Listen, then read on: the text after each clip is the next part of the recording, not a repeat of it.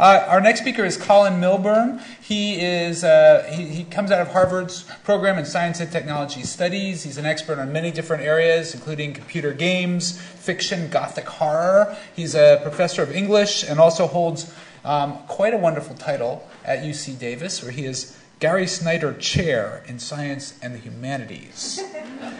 So please join me in welcoming Colin.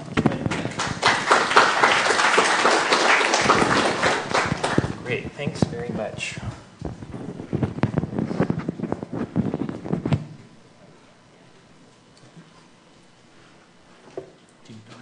I do need audio, yeah, thanks.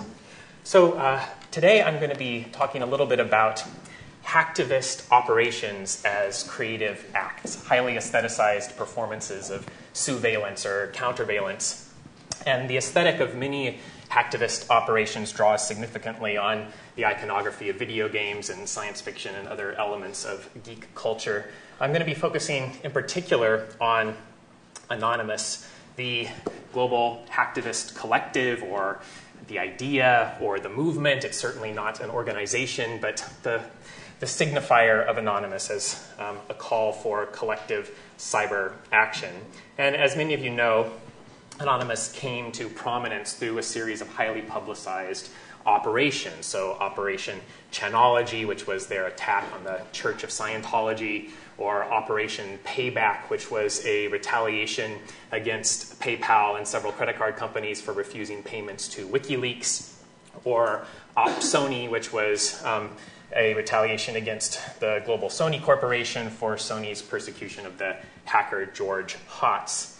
But I'm going to focus today in particular on a fairly recent operation from just a little over a year ago, Operation Last Resort, which in many ways is an anomaly for Anonymous, and it's debatable to what degree this particular operation is even in the genealogy of the others, and we could talk about that if you're interested in. But Operation Last Resort began at the end of January 2013 with the discovery that the U.S. Sentencing Commission's website had been defaced and had been replaced by a video, a set of lengthy green paragraphs, and a link to download some files. And the video began with this very familiar reference, or for some of you, familiar reference to the film War Games from the 1980s. I'm just going to play a couple seconds from the anonymous video that they left on the U.S. Sentencing Commission's website. Shall we play a game? Statement from USSC.gov in response to death of Aaron Swartz. Citizens of the world. Anonymous has observed for some time now the trajectory of justice in the United States. With growing concern, we have marked the departure of this system from the noble ideals in which it was born and enshrined. We have seen the erosion of due process, the dilution of constitutional rights, the usurpation of the rightful authority of courts by the discretion of prosecutors. We have seen how the law is wielded less and less to uphold justice, and more to exercise control, authority and power in the interests of oppression or personal gain. We have been watching and waiting. 2 weeks ago today, a line was crossed. 2 weeks ago today, Aaron Swartz was killed.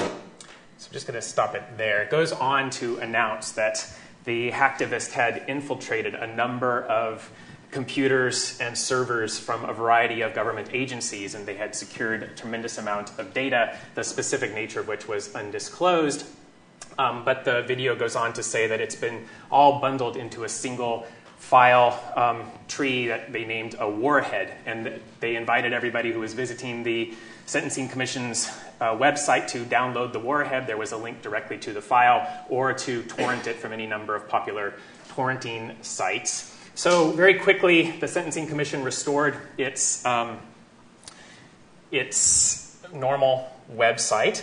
But I think to understand what happens next, it's useful to draw attention to some of the rhetoric that was used in this particular video, and thinking about the way that those operating under the name of Anonymous announced that we have been watching, so drawing attention to all the ops, this op in particular, as a form of optics or a counter-optics at the same time as they show the equivalency of optics to military tactics, tactical operations in the language of warheads and infiltration, and so forth. So optics and tactical operations as being simply reverse images of each other. But then also, the initial hack here drew attention to the idea that all of this is also, for as serious as it is, also fun and games. And there was an image then of the Nyan cat at the bottom of the website.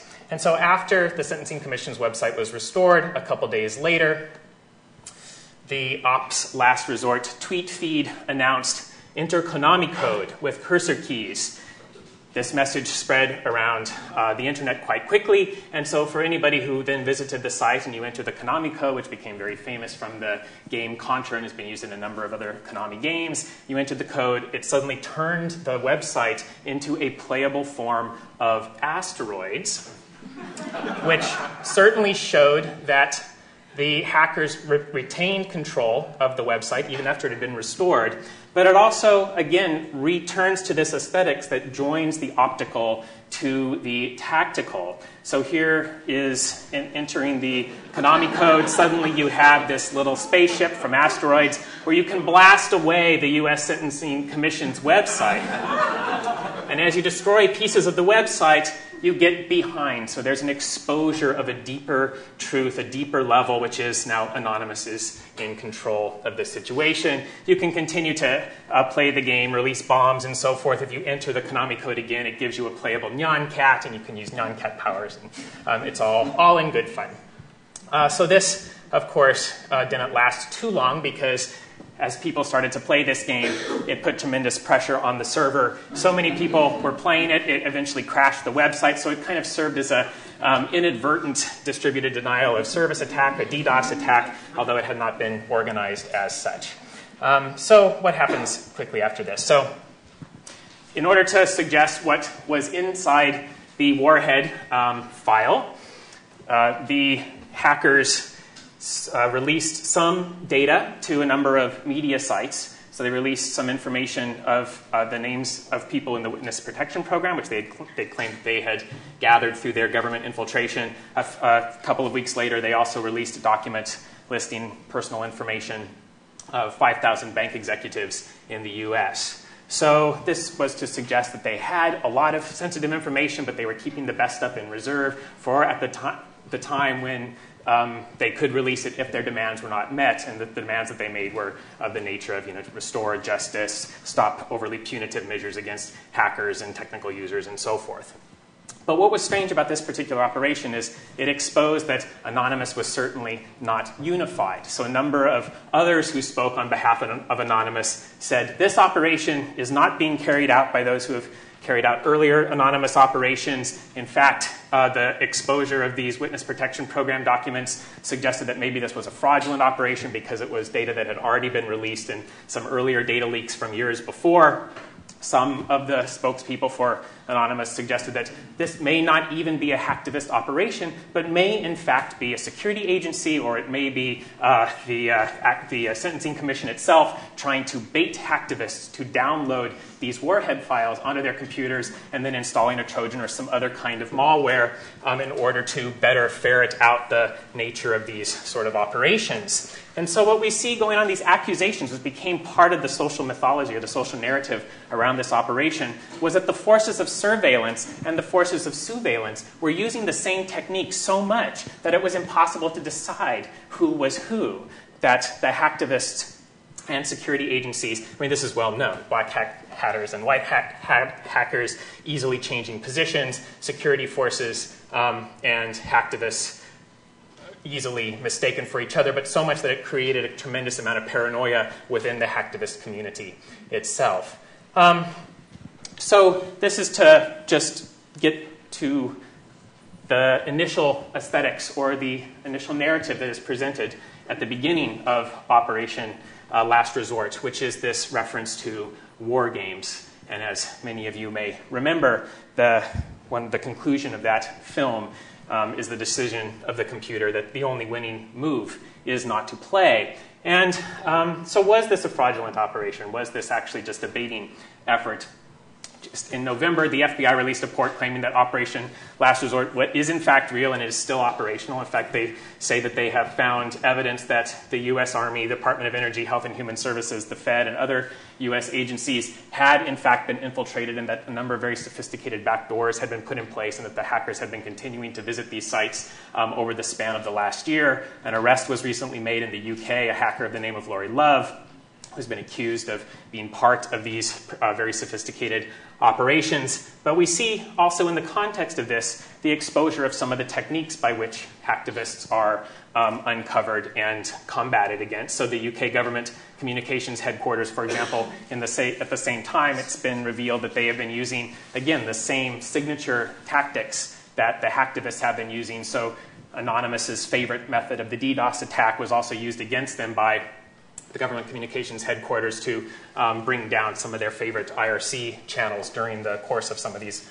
operations. So what do we see here? What is the message of, if we understand this particular operation or any of these operations as performative acts or as texts that signify something in culture beyond the specific technical mission of rescuing and liberating data?